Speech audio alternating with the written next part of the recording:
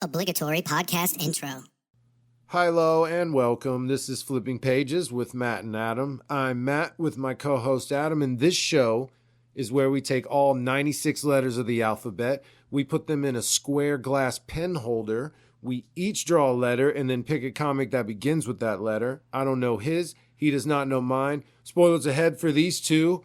I got H and you got Q. No, dude, you said it, bro. You got H and I got Q. That's right. I got Q.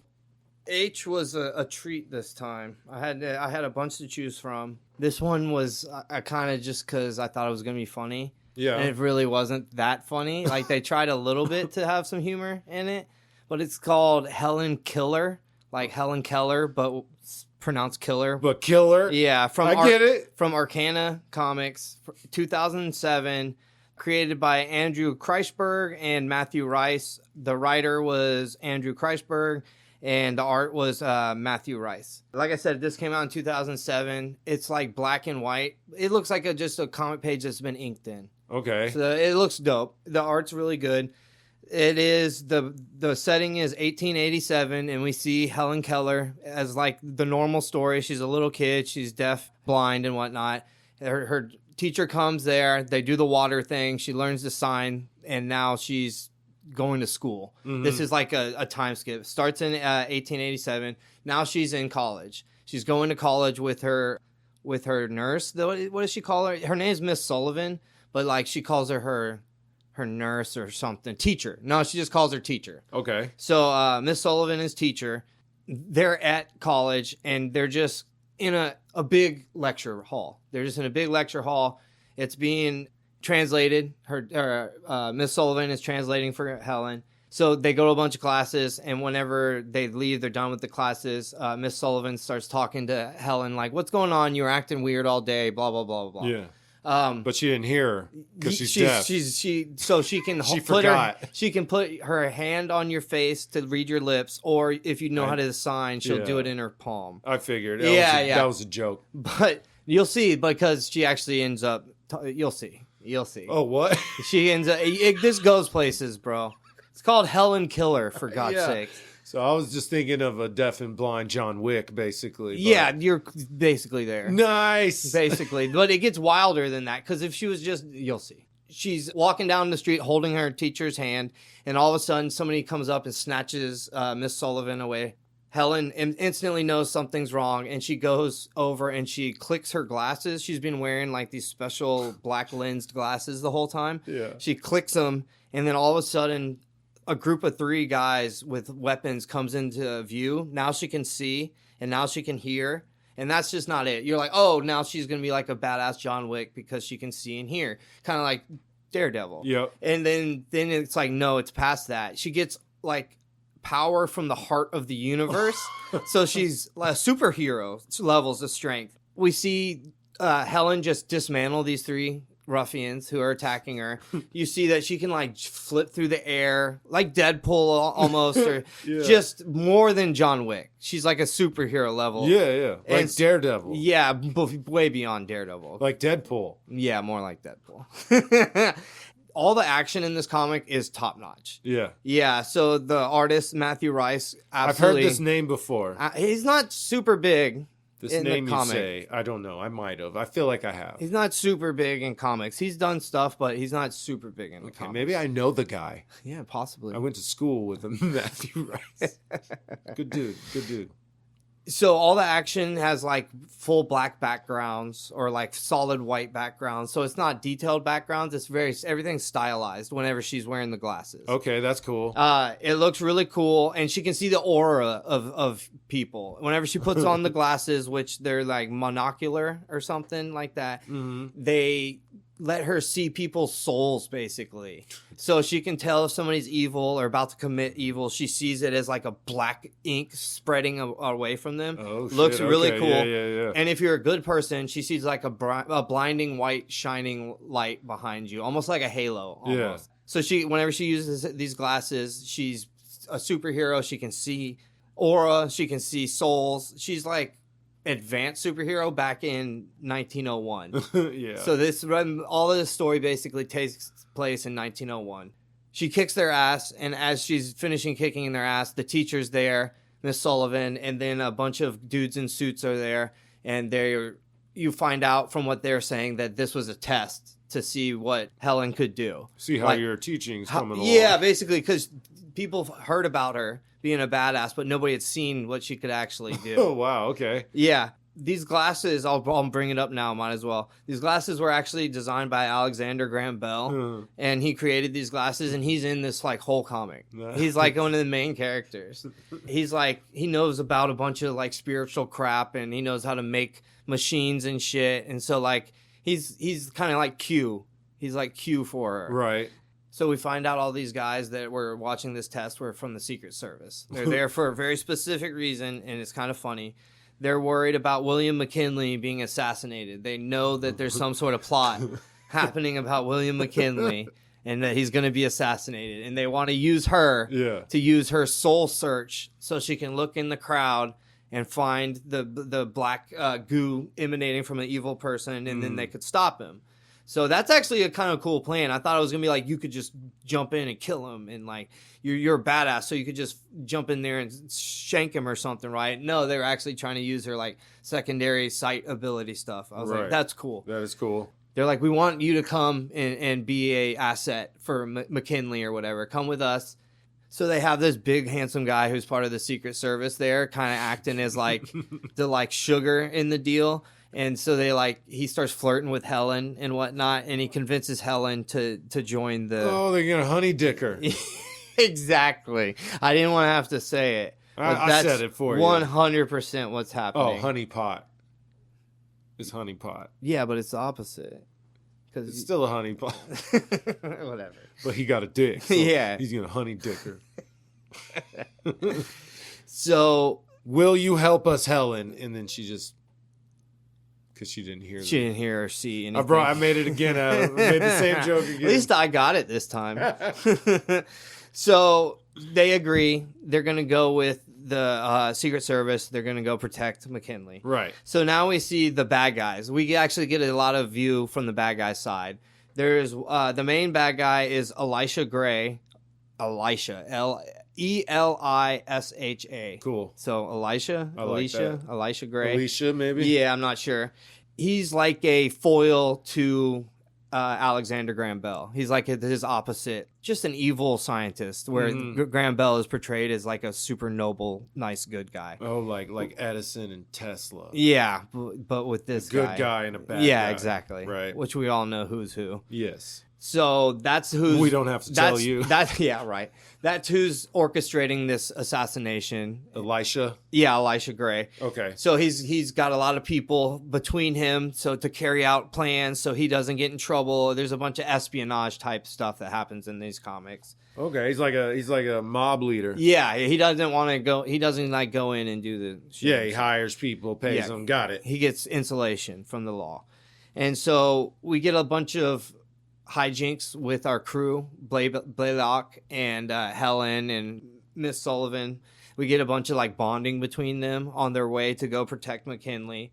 We get a little bit of backstory for Helen about how before she got the glasses, she was in a world of like evil, of blackness, and that there's like demons there. Oh shit. And they're about to like take over her personality. So as soon as she got the glasses, she was able to kind of like come out of it. Mm-hmm. They don't explain it all the way, but it's some dark shit. She was there like in that place her whole life? Till she started being able to talk to other people.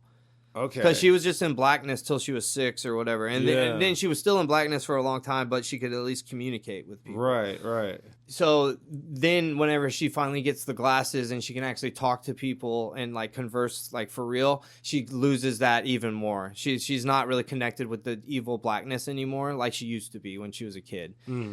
That comes up at the very end. It's like an important part. That's the only reason I mentioned it. So they get to McKinley's speech. They're out there doing their job. She's wearing the glasses, trying to find the dark aura. She sees it. She sees the assassin. He's got like some ink squirting out from his aura or whatever.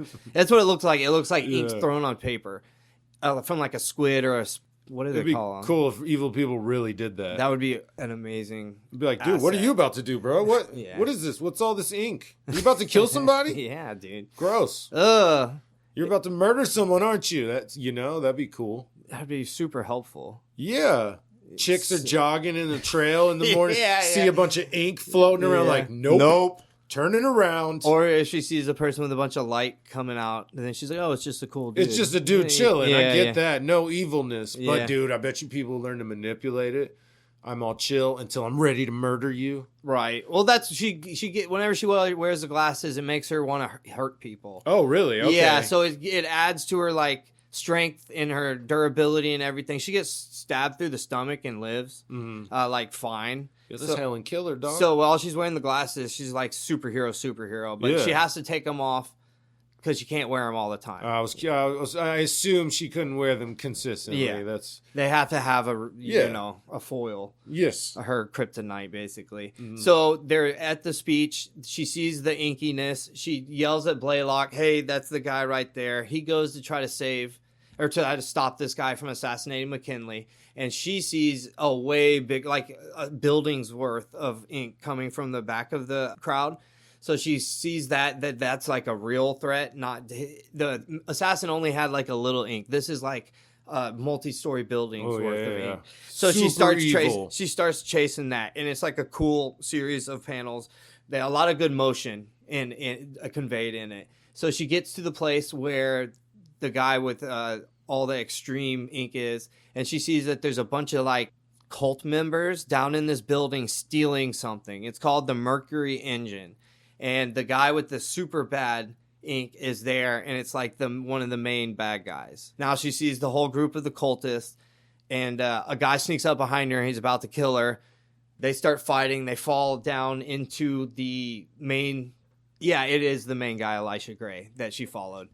She jumps down into the middle of a giant warehouse with a bunch of cultists around her, and there's a bunch of good panels of her just kicking ass until a guy named Falchion sticks a sword from behind all the way through her body, and then she wakes up in the like blackness that I was talking about earlier, and she's like getting tortured, basically, like messed with. The other voices messing with her, blah blah blah. She's suffering in the blackness, and then she wakes up and she's actually in the hospital, but she thinks she's in the blackness, and she starts beating and hurting all the people around her, but she's just in the hospital. So they get the glasses off from her because she needed it to heal, but now that she's awake, it's making her freak out. So they take the glasses away from her, and she explains what's going on because she can't hear or see anymore. Miss Sullivan has to use sign language. She uses the hand sign language to talk with her and settles her down, explains what happened. She beat up like half the hospital. They were trying to take care of her, and she kept like waking up halfway and hurting people. So the entire floor of the hospital that she's on is filled with men that she's beat up. Oh shit. While they were trying to take care of her. So I was like, that's kind of cool. And so we get a bunch of exposition from Alexander about Elisha. He explains who he is, possibly what he's doing. He wants to get revenge. He's not sure what about, whatever. They're trying to piece it together. So then McKinley actually gets shot and dies. So the assassin gets past Blaylock and shoots the president, and he dies. So after the president dies, Helen and Blaylock go on a search to speak with the assassin. They're like, all right, we need to talk to the assassin. We need to figure out who brought him into it, whatever. So they go talk to the assassin. He explains that Elisha Gray and then another guy, Roland Graves. Roland Graves is another middleman to insulate Elisha. And so he figures that out. They leave. Leon, the assassin, gets executed. Then they go to search out, Helen and Blaylock go to search out Graves at a whorehouse. She pretends to be a whore at a whorehouse, and she gets caught. They get kidnapped. They go to their place. They go to Elisha Gray's place. He explains his entire plan to them, supervillain style. He's like, so, because of what Alexander did to me, I'm really mad because he took the phone away from me. I'm the one who invented the phone. So I was really mad. So I faked my death, and now I'm going to turn all the gold in the world into lead. That way nations will fall because I'm an anarchist. And he's Yeah. like, oh. I was also going to call it a thern. Something else. I thought phone was stupid. I wanted to say aloha. Yeah, that's what he wants to say aloha. No, ahoy. Ahoy. He wanted to say ahoy, right? Yeah, ahoy. Steve, comment. Yeah. Well, what is it, It was Steve? ahoy. I think it was ahoy. He Yeah. says it, ahoy, hoy. He's like, that's stupid. So he like explains his whole plan to Helen and Blaylock. You hear a bunch of screaming and like chopping in the background. So you're like, oh, maybe Blaylock actually died. Maybe something happened to Helen. Maybe she got chopped up. Whatever. You think something really messed up happened. You see Blaylock and Helen right after, and they're both fine. So it was the Graves guy. Elisha chopped his head off, loose ends or whatever. So now Graves is dead, and that was like their connection to finding Elisha Gray. So now they don't know how they're going to find Elisha Gray again. They figure out where he's going to go through some snooping and some sleuthing.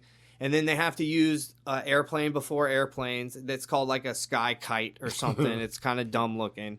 So they use it to fly 100 miles or, you know what I mean? It wasn't even that far. They fly there and they realize that he's got the Mercury engine. It's going to have to be on the highest skyscraper in New York or wherever. I think it was New York. The highest skyscraper, so they can turn all the lead or all the gold into lead. And so they fly the kite plane, whatever the hell, and they see him on the roof of the only like skyscraper, and they crash it. They crash the plane. So it was Alexander, Blaylock, and Helen. And at this time, Helen didn't even have her glasses. Oh shit! So she's there, flying blind. Yeah, she's no help, literally. So when they fly in, Blaylock is blasting 2 6-shooters, and he kills a few guys from like flying in. There's a bunch of dudes on the roof. Yeah, a bunch of cult-looking guys on the roof. Cannon fodder. Yeah. He crashed. They crashed the kite plane onto the roof. Blaylock is the only one there that's is fight effective because Alexander's an old man who doesn't fight, and Helen doesn't have her glasses, so he's the only one there to fight. So he's trying to take on all these guys, and he's doing a really good job. He's shooting them with his 6-shooter and dodging, and then Helen sneaks up behind Elijah and steals her glasses back somehow, even though she was blind and deaf, and she says, you have really heavy footsteps. That's how they try to justify it. She says, you have very heavy footsteps. Steals the glasses back. Then they have like a one-on-one standoff. And you're like, well, Helen's like a superhero. What's he going to do? He goes, I actually discovered the same thing whenever I was in an accident. Now I have these glasses. Yeah. So they fight on they fight on an even level. They're like, it's gross. Like they're on the top of a building and Helen's face gets shoved into the cross like eye beams, the big metal beams that hold up the building. And her face like smooshes in, and like she's scratching with her nails across Elijah's face and eyes and stuff. And like it's kind of like Wolverine Sabretooth fight. It's kind of because they both heal up a lot. Yeah, right. So they're fighting, they're scuffling on top of the roof, and then all of a sudden she like loses it. She full on caves to the darkness or whatever. She goes like kind of like Kaioken's up power a little bit. Yeah. She's like full rage mode at this point, and she actually turns around and grabs Blaylock, the dude that she's like sweet on, and she's like, I'm gonna kill you. And she knows who it is. She's like, you're a pretty boy, I'm gonna kill you. She's seen a demon in his face. He like appeals to their love, their mutual love, and he's like, babe, no, Helen, it's me, Blaylock. Please don't kill me. And she breaks out of it, of course, by the power of love. And then she turns around. And this whole time, Alexander was unscrewing the Mercury engine, and that's all he could do. He brought a wrench. That's what he brought. So he goes, that's all I'll need. He says, even an idiot could unscrew something. And they bring it up. It's Good so point. funny. It's very true. It's so funny. Unless he's not strong enough, and bolts can be tight sometimes. It's a big machine. It's a Mercury engine. Some of them you might need 2 wrenches, to hold one and turn the other shit. one. He didn't even think of that. Nope. Mr. Genius. Dumbass. Creating the Thurn. So he unscrews the Mercury engine and pushes it off the edge. Helen throws a bunch of ropes at Elisha. They wrap around Elisha, around his neck, around his head, and then they get connected to the Mercury engine and get pulled over. He gets pulled over the edge, and then the ropes pulls taut and snaps like his head off or whatever. Nice. Pops his head all the way off. He's fine. He'll good. come up in the He's sequel. fine. Yeah, nice. He'll be there in the sequel. He's like yelling on his way down. Yeah. So now there's like just a beautiful wrap up, like such a sappy, like romance novel type of wrap up almost. They're in the new president's office. So they're in his Oval Office, and he's like, "We owe you all a debt of gratitude. No one living in all the future will know how much you helped them. If it wasn't for you, the world would have ended. All that would have happened was all the gold was going to turn to lead, and as long as they didn't fuck up and freak out, that would have the only thing that would have happened. Could have figured it out. It could have been fine, Maybe. But he acts like they saved the world, like the entire world. I mean, honestly, knowing how people are, it probably would have went to shit immediately. They probably could have just kept it quiet. And then... I think they would have freaked out. These dudes were anarchists. It makes the dollar less, though. Yeah, the money yeah. goes down. Yeah, they money's at zero. What the fuck is anyone gonna do? They mentioned gold standard at the beginning of the comic, and in the middle of the comic, and then at the end of the comic. They keep talking about the gold standard. That's exactly why. That's the backing of like all of our money from the start, right? Exactly. It's fucking gold. Yeah, pretty early on. Yeah. Cowboy times at least. So they're all just kind of hanging out in the Oval Office. They part ways. The president, I think, Alexander, are standing there, and they're talking about some mysterious file that they need to look into. So it's like, oh, look, we're going to do a sequel. There can be whatever. And then Blaylock and Helen kind of have like a romantic goodbye. And like, we'll see each other again at some point, I'm sure.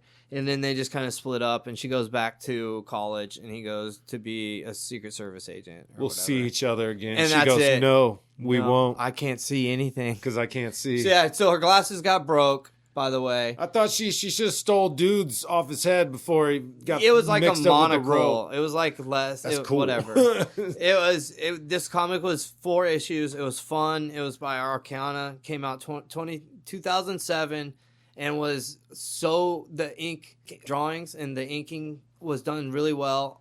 All their faces were pretty simple, but you can tell people apart. I love the heavy blacks in the art. I always love that. A lot of action that was easy to follow and fun to look at. I got Q again. Yeah. For like the 7th or 8th time. I got Queen of Swords. I've said it multiple times. I was going to do this. Finally. So I did it. Finally. And I was very excited. I said the timing's right. I haven't done a fantasy in a minute. I don't think. It is written by Michael Morecki or Morecci. Morokai. Mm-hmm. Corin Howell is the artist. Colorist is Kike Diaz, Kike. Who? No, Kike Diaz, colorist. And guess who the letterer is?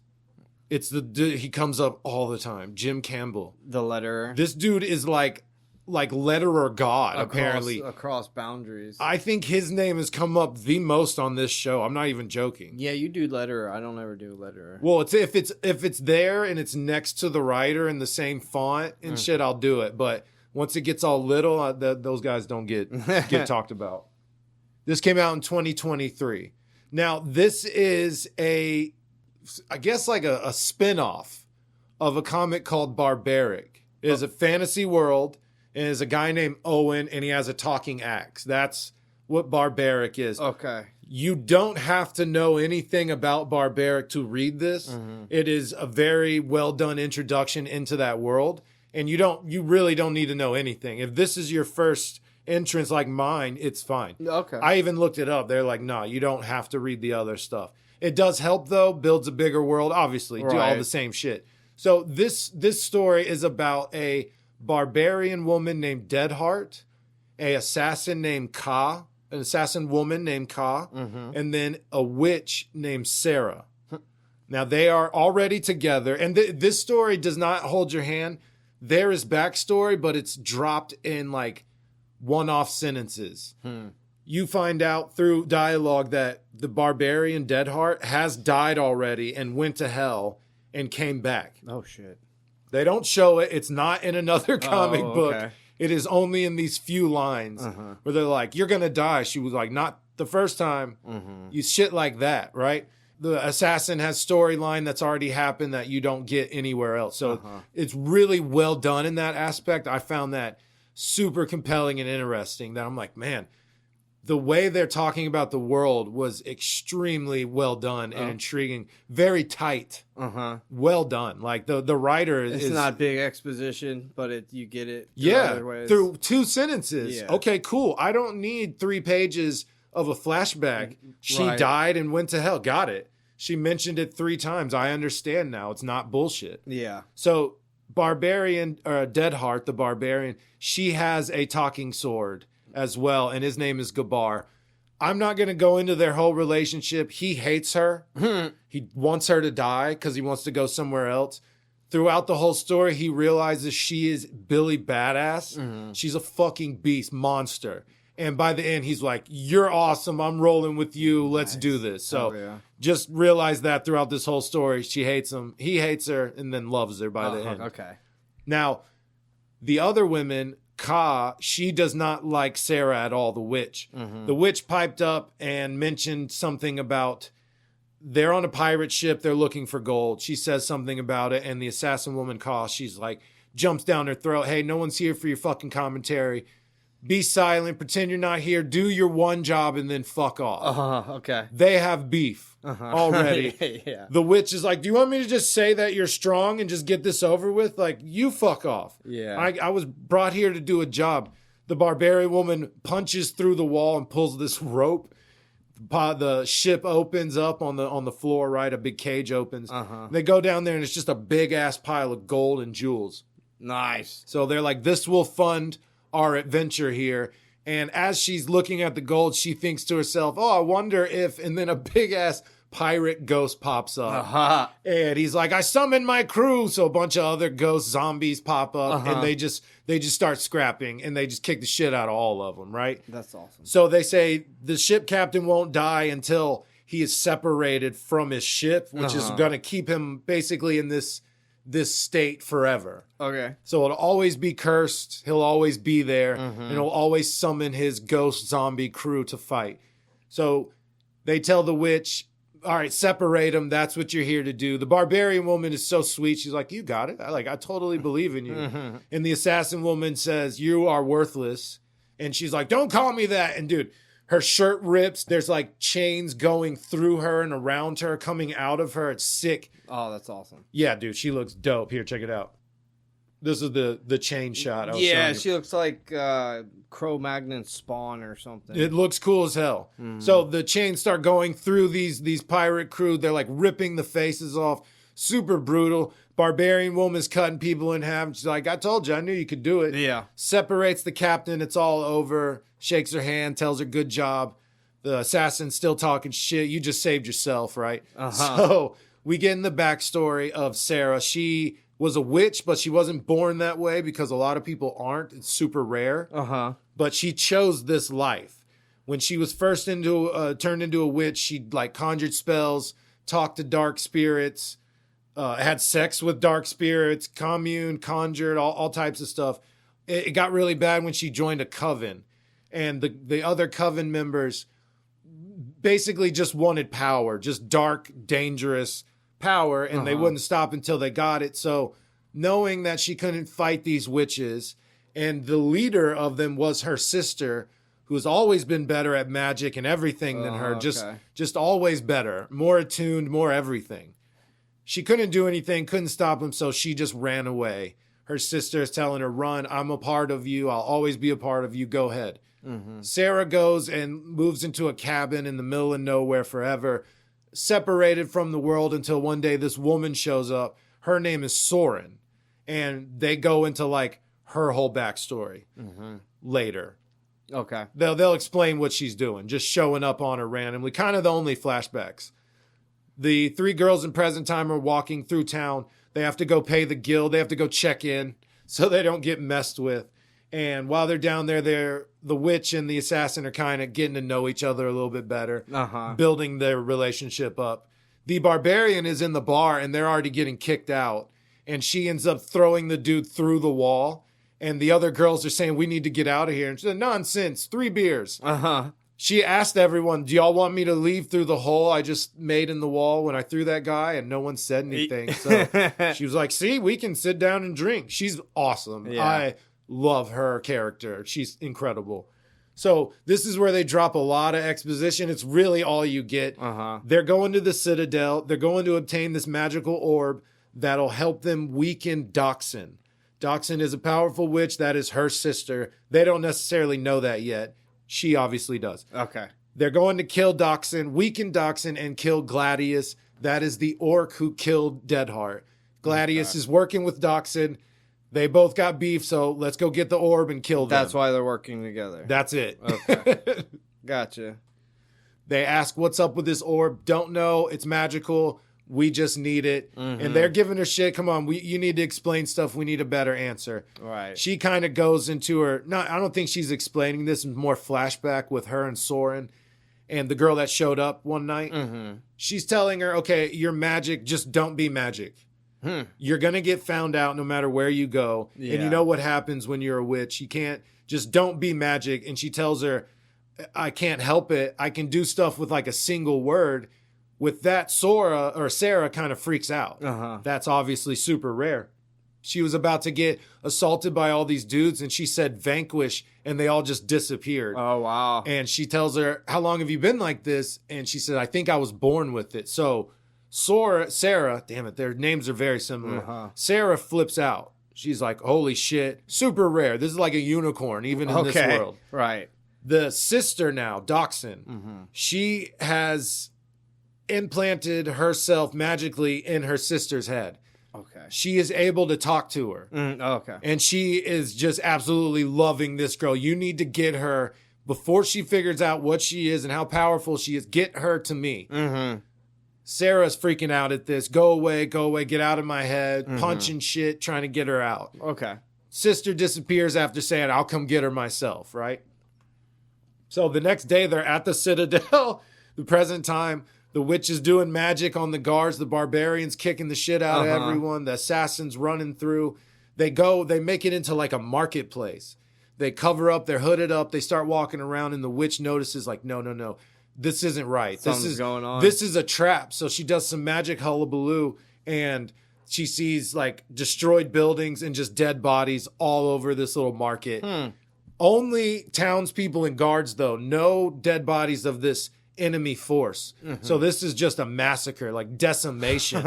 There's no wounded soldier or dead soldier anywhere. Oh, it's pretty extensive. Yeah, I mean, buildings are down, walls destroyed. It's fucked up. It's all the way gone. Oh, yeah.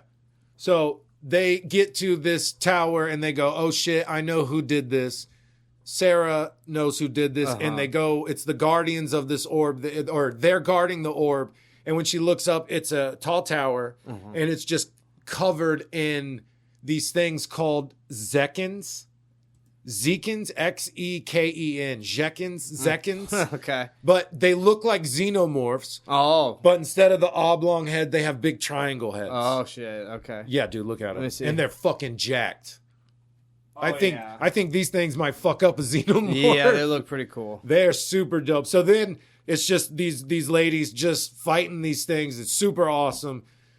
They finally get in top of the tower, and there's 3 orcs standing there holding the orb. And they're like, what's up? And then they jump off. They said, send Doxin. Doxin sends her regards, and they hop off the tower. Sarah is now freaking out. Oh, my God, she planned this. She's in my head. I can't even be trusted. The other women are trying to console her and trying to get her to explain. She tells her, that's my sister. She's super powerful. She's in my head.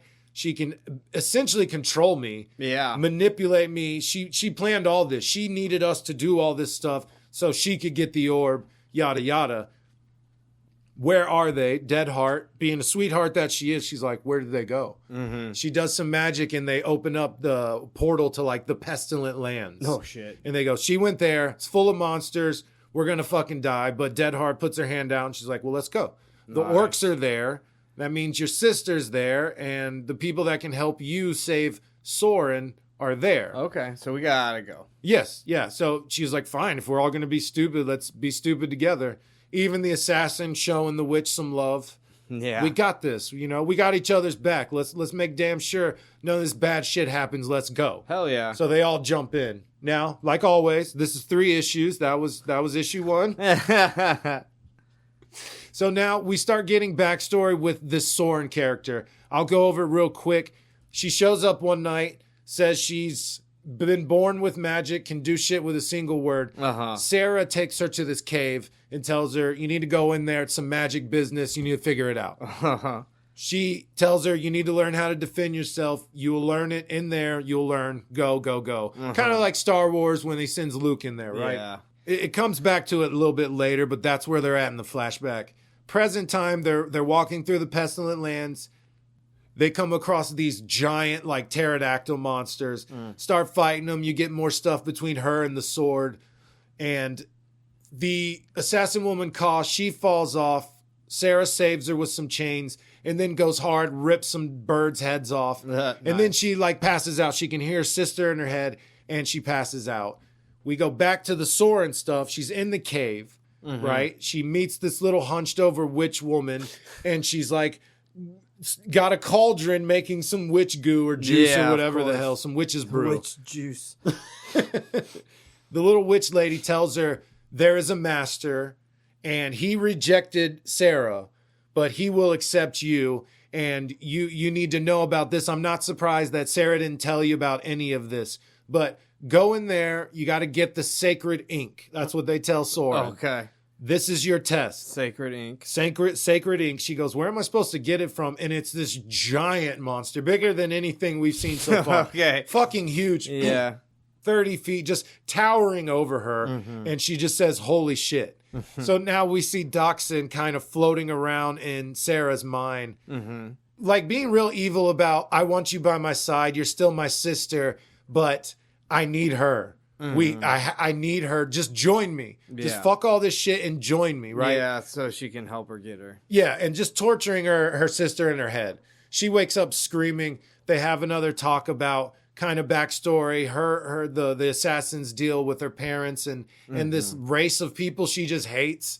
And then how badass her sister is and how strong she is and all that. Start drinking whiskey, and then they're about to kiss each other because they're digging each other, right? The assassin and the witch. Yeah. Sarah and Ka. Okay. They ask that, where's Deadheart? She's probably looking for something to hit. And it's pretty funny. Deadheart, she's like, man, I wish I had something to hit right now. I love her, dude. She's awesome. Yeah. She sees the orc that killed her. They start having a discussion and they start fighting. They hear the ruckus and the two women take off. Now, as they're running, they get distracted. Ka sees her parents, and then Sarah gets grabbed by another orc. Parents talking about, you were supposed to kill these people. You never avenged us. You're horrible. You're going to pay for this. Oh, damn. So she's sword fighting her parents. Deadheart is fighting the orc that killed her. When she stabs him, she actually kills him, but it turns into this big green, huge ghost thing. It's terrifying. Kind of like a genie almost. It's just a spirit. Oh, okay. Like a shape-shifting spirit. Spirit's so better. Ka is fighting other shape-shifting spirit. And Sarah, her orc is actually real. He grabs her and says, Dachshund needs to see you, and throws her off this waterfall. She kills a few of them before she gets tossed off, which is pretty sweet. Nice. But she's gone. She gets helped out of the water by somebody. Ka's fighting her parents. Deadheart stabs her mom. Ka freaks out. You just stabbed my mom. She goes, just wait for it. Turns into a ghost, and she's like, man, oh. And then chops her dad's head off. Where's Sarah? Let's go find her. She sees the orcs, and they're like, there's too many orcs. Deadheart, obviously not giving a shit, goes, he knows where Sarah is. We need to, I'm going to get him to squeal. Yeah. Tells him that. They kill all the orcs. It's fucking sweet. Nice. Cuts to, well, almost all of them. It cuts to Sarah now. She gets out of the waterfall, gets led by that same witch that was talking to Soren. They're talking about the master. He wants to see you. Now we go in, we get introduced to this old dude. He's got chains and swords floating around him. Yeah. And that big monster had chains and swords like tattooed on his skin. So that big monster is connected to this master dude. So I know what you want. You work for my sister. I'm not stupid. I know what you want. I'm going to stop you. And he goes, yeah, you're not strong enough. Then we cut to Soren. Now, this is after she comes out of the cave. She's mad at Sarah. You didn't tell me everything. You lied to me. No, I was just trying to protect you. The master's not a good person. Well, he showed me things and you weren't going to tell me. Like, bitch, you came to my house. You showed up and asked me for help. She's like, well, I just wanted a friend. Maybe I needed more than just a teacher. I need a friend. She's like, well, I didn't fucking know that. I can't give you that shit. So Soren gets mad, walks off. Sister gets in her head and tells her, you're practically just leading her to my arms. Thank you, little sister. Tells her to leave her alone. So Soren, now upset, they head back home. That's the flashback. Present time, Sarah is with the master. They begin scrapping. She is definitely not strong enough. She tries to use her magic and she can't. He pulls out the orb and he's like, yeah, look what these orcs brought me. This magic weakening orb. Gotcha. I got it. And just smashes her with it. She is knocked out on the ground. Like literally hits her with the Yeah, orb. he like kind of like Dodgeballs her. Okay, no, sorry. He shoots a beam at her. Okay. But he was holding it like this, and then yeah. as a light. So it looks like he threw it, but no, it's just shot her. With Okay. it. But she's out right now. So we get another flashback. This is Soren after the cave nonsense. Sarah's getting tortured by her sister in her head. This is very much like Luke Skywalker and Kylo Ren. She walks up to Soren while she's sleeping. She's got black eyes. She's floating with swords and chains around her. Yeah. The other girl wakes up like, what the fuck? And they start fighting. They end up hurting each other. And Soren is just like, what the fuck? What is this? I'm sorry. She's making me do this. And Soren doesn't understand what she's talking about. She doesn't know about doxing her sister. Oh, okay. So it's just her master, her teacher, floating there with black eyes, just trying to kill her. And she's being controlled and tortured and manipulated. So she's like, it's the only way to stop her. She'll leave me alone if I get rid of you. I gotta take you to her, blah, blah, blah. So Soren just sees her getting attacked and now is like, fuck you. Yeah. So that's pretty much the end of their relationship. She's like, I'm out. I'm gone. Oh, shit. So Okay. she bounces, dude. She's gone. And Sarah is like, I'll find this orb. I'll stop my sister. I'll save you. I'll help you. That's her whole mission. Okay. Is to find a way to stop her big sister and save Soren. This random girl showed up to her house one night and needs help because she is a big badass witch out there. Yeah. And she needs to kind of be taught and trained not to be this evil. She could destroy shit. Oh, okay. I got you. She could rival her sister in all honesty. Oh, okay. So very powerful. Like I said, it's rare to be born with it. And one word magic is apparently pretty crazy. Okay. So she wakes up. She's right in front of the master. He's still talking shit, tells her, I need her, I need Soren. He starts calling her names, and then her sister Doxin walks out.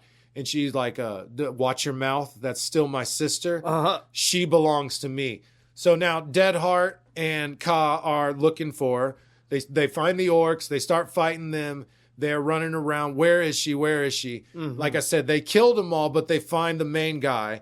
And it's the guy who stole the orb in the first place, threw her off the waterfall. She puts her sword in his crotch and is like, where is she? Where is she? And then he goes, oh, shit, no, she's in the waterfall. Go off the waterfall. She's down there. Just follow the trail. She goes, thanks, slits him anyway. And then as he's whining and crying, she cuts his head off. Looks to the other orcs and is like, y'all want some? And they all say no. And they just walk off. They go looking for them. So we have Doxin, has her sister chained up. Her whole goal is to essentially absorb her sister to be a part of her. She gets what little magic she has. While she's doing it, she can see these other people that her sister has absorbed. And it's this big monster. It's this giant armored knight with a talking mace. And then it's this other orc dude with a giant sword. Okay. She's about to be number 4 in there. She can see them. And she starts screaming, let me out, let me out. We see Deadheart and Ka. They roll up. The master awakens a bunch of gargoyles, attacks them, and he's like, I'm about to shut down the dark magic you use. And Deadheart's like, I don't use magic, and just chops his hand off. Nice. Hell yeah. And he's like, my hand, give me back my hand. So they take the orc, throw his hand to him. I'm surprised she didn't murder him. She should have murked him immediately. Yeah. They walk in, Would've they made see more sense. Deadheart, and in a set, they should have killed him. He's a strong magic user. Obviously. Fucking kill him. Yeah. But they walk in, see Doxin. Now, her sister is like half in, half out of her. Oh, gross. They're mixed. Yeah, it's pretty Like- gross, dude. Check it out. Look. Oh, yeah. It's real They're bad. merging. They are merging and in a very nasty way. Yeah. Goop. So she's like, yeah, you bitches aren't strong enough to stop me. Go ahead and try. And they're like, well, we got this. Mm-hmm. And Deadheart holds it up to her and it starts separating. Oh, hell So Sarah now empowered, even though the orb's there. I guess you Yeah. have to focus it maybe. Huh. But she's able to use her chain. She separates from her sister, throws her chain. It slices off half her sister's face. Oh, that's awesome. And then stabs her. She's over there mad, talking shit. The sister's like, "Oh, you think you can stop me? Like there's no way. Bring it. Let's go." So she's like, "Well, I don't have to defeat you," and opens up a portal, uses the orb, and pushes her through the portal. Oh, hell yeah. I don't know where she went, but she is gone Somewhere for now. bad, hopefully. And then the orb breaks. Oh, shit. Yeah, that sucks. I was really bummed. I was like, damn, that sucks. So they're all together. Sarah's like, I'm free. She's gone. She's not in my head. It's all been separated and severed. I'm good. She's gone. Peaceful mind. They're all smiling, laughing. They're all happy. Everyone's alive. Yeah. Deadheart, being the awesome chick she is, she's like, all right, so this is it, right? We're the party now. This is it. We're not separating. Dachshund's still alive, and you haven't saved Soren yet, so we're not done. Yeah, yeah. And the sword's like, yeah, let's go for honor, for Okay. let's go. I'm with you. Nice. And they're all just like this happy party band now. Yeah, on their way. And that's the end. That's cool. Dude, I loved it. Yeah. I thought it was awesome. Now, I looked up, there is a barbaric comic called The Black Knight, and they all make their return. Oh, really? Yeah, different artists, though. I like the way they look in this one particularly, more than that one. But this was cool, man. The art is incredible. How are the faces? They were also incredible. Yeah. This is top shelf. This comic is so well done. It would look good. And I mean, the production, everything. Everything. The writing, like I said, was tight, precise, meticulous, intricate. I loved it. Being able to tell a story and drop enough of a background by just saying 2 or 3 lines. I think that's hard. It sounds easy, but I don't think it is. It's not. I don't think it is at all. Yeah. So just all through and through, this comic was awesome, top to bottom. Everyone did a fucking fantastic job. Bing, bang, boom. Bing, bang, boom. This is Matt versus Adam. This is where we take a random character generator and we see who would win between who I get and who he gets. The arena is downtown Houston. We're out after dinner, having an after dinner coffee or some such like that. We see each other. I'm and getting donuts. He's getting donuts at 8 p.m. and I'm having coffee. That's normal. Yeah, for sure. And we see each other and it's fight on sight. If you have something normally on you, then you would have it. It is only incapacitate. We do not have to kill. I got Corpse of King Minos. Okay. From Ultrakill. No, not a single clue. That is a video game. Is it? Okay. Yeah. I got Medaka Kurokami. And whenever I looked at her stuff first, because I hadn't heard of her, I looked at her stuff. I was like, it's all right. But then I kept looking. I was like, all right. This is a fight. At So least. you think this is a good fight. Check it out. Because I have enormous size. Cool. Black hole creation, and energy manipulation. Oh, cool. Now, going off the logic, which is going to, go with your character as well. Someone can make a black hole that is devastating. Yeah. And if someone can manipulate energy, that's pretty crazy as well. That's a strong one, but not black hole crazy. The black hole one is the craziest. That is my trump card right there. That's gnarly. That's the only move I got against you because I know as a main character, a titular character in this anime, you're fucking ridiculous. Yeah. So go ahead, go with your big ass list. I mean, superhuman. All these ones I'm about to say are superhuman. Strength, durability, speed, reflexes, stamina, agility, endurance. Expert martial artist. Master acrobat, strength, adaptability. Oh, what? And then I got God mode, the end, Forsaken God mode, 5 focus, but then down here, combat expert, copying other people's abilities into her own, which is an insane one. And then absolute learning, absolute luck, supernatural luck, which is crazy. Fuck, man? But then down at the very bottom, skipping a few, reality warping, and omnipresence. These aren't modes. These are just regular powers. Those that I'm reading down at the bottom are separate from the god stuff. There is no separate. I see them. That's all. Yeah, you can do all that. Yeah. That's what I'm saying. And then she's just got a bunch of abilities that have their names and stuff that I don't know what they all do. They all do some specific things. All fiction. Yeah. See, there's ones on there that like Scar Dead. That's just got to be a move that we don't know what it is. Absolute learning's got to be crazy, That's right? a good one, it's right? like Cypher shit. Right. Yeah, so I mean, if you have reality warping, the ability to do that. And superhuman everything. On top of speed and omnipresence. Yeah. All fiction or absolute learning. I mean, copying other people's abilities. If I'm not affected by the black hole, you simply copy my ability and now you're not affected by the black hole. You can also create a black hole. You can warp reality around it. Because really, that's all I got. Yeah. I come stomping out in the street. I see you and I make a black hole. Uh-huh. Can I put it anywhere? Does it happen in front of me? Yeah. Can I do it behind you? Any way I think I could make a black hole, I think you're too fast. Yeah.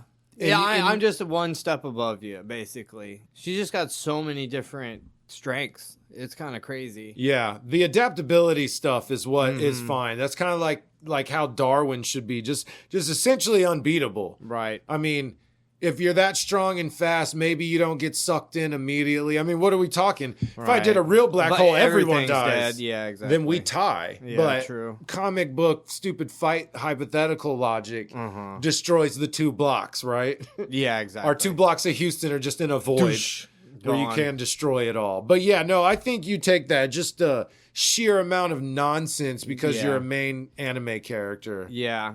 You know, it's funny though. Some of these like things that her little skills and stuff that I read really aren't the most insane strong. I have other stuff that's strong, but my little special abilities aren't that crazy. I think the main popular anime's main characters could probably beat her.